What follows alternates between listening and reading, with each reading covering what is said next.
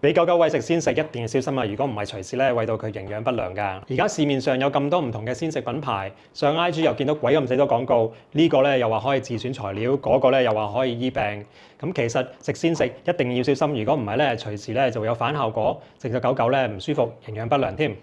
咁第一要注意嘅咧就係市面上有好多唔同嘅鮮食品牌咧，都係得嗰幾款材料，好難咧會達到營養標準㗎。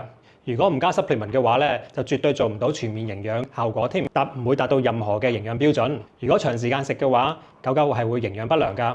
咁我哋Dogglicious狗狗鮮食咧，就除咗用全天然嘅人類食材之外咧，同埋咧我哋揾咗一個營養學博士咧，係為我哋制定餐單㗎。咁仲有為確保狗狗獲得全面營養咧，我哋都額外加咗獨家營養嘅 supplement， 咁大家咧可以安心咁樣餵狗狗。第二，仲有啲品牌咧就話食完咧可以醫病，千祈唔好信啦。健康鮮食係要注意均衡營養，唔係一個神奇藥方嚟㗎。咁我哋Dogglicious相信均衡營養會令狗狗嘅免疫力提高，少啲病痛，有病都會快啲好返。我哋唔會亂咁話食完可以醫病㗎。Dogglicious狗狗鮮食，我哋已經賣超過300幾萬餐啦。咁你有冇試過呢？想試下嘅話，上我哋網站或者 WhatsApp 我哋啦。